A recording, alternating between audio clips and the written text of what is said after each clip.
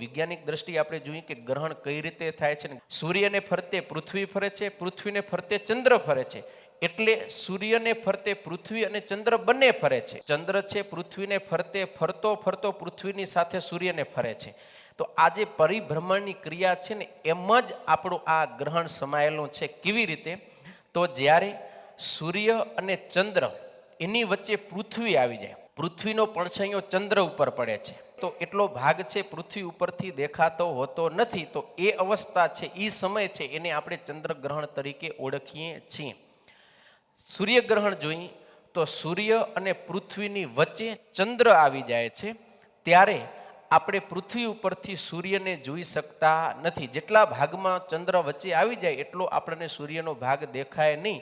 તો એ સમયને આપણે સૂર્યગ્રહણ તરીકે ઓળખીએ છીએ. એક આ વૈજ્ઞાનિક તથ્ય છે અને આપણે બહુ ઇઝીલી આપણે એને સમજી શકીએ છીએ.